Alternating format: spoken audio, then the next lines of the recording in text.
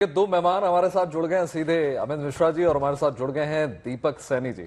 और देखिए, सबसे पहले मैं गृह मंत्री जी से बात करना चाहूंगा। आप अपने अंदाज में बताइए, क्या लग रहे हैं आज के आसार? देखिए वैभव जी, आसार कुछ नहीं होता है। दूध का दूध और पानी का पानी अगले कुछ मिनटों में आपके बीच में हो जाएगा।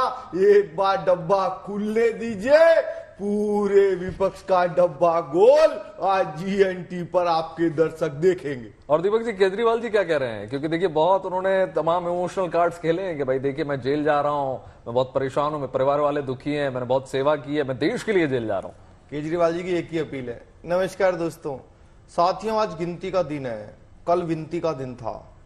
मैं आपसे ये कहना चाहता हूं कि बहुत ध्यान से आप लोगों ने गिनती करवानी है। ये आपको कैलकुलेशंस में बिगड़वाएंगे, ये कैलकुलेशंस में भटकाएंगे आपको। पर आपको मनीष का मैथमेटिक्स याद रखना है, 2 + 2 बॉटल्स = 4 बॉटल्स।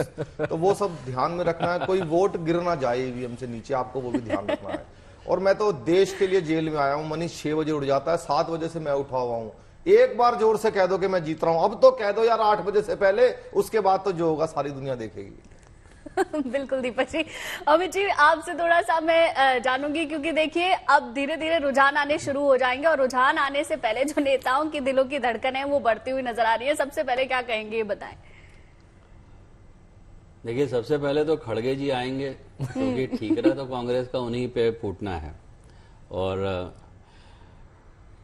आपका ये जितना भी पार्टी का एग्जिट पोल हुआ है, ये एग्जिट पोल में एक नैरेटिव चलाया गया 400 पार, 400 पार।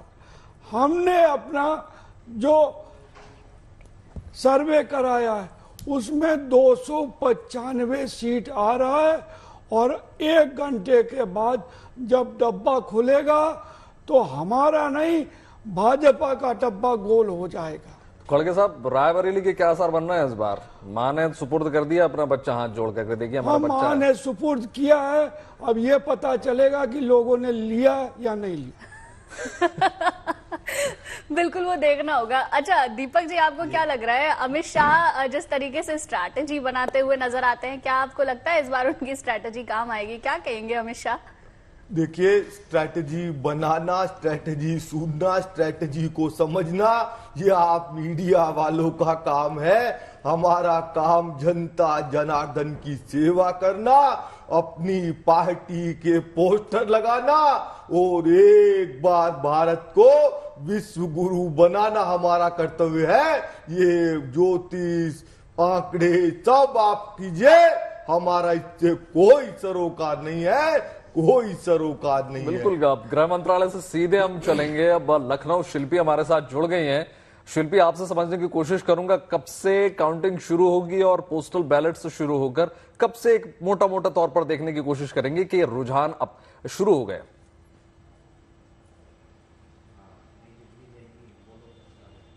बिल्कुल, देखिए रुझान का तो सबको इंतजार है और 8 बजे जब काउंटिंग शुरू होगी उसके बाद लोगों को इंतजार रहेगा।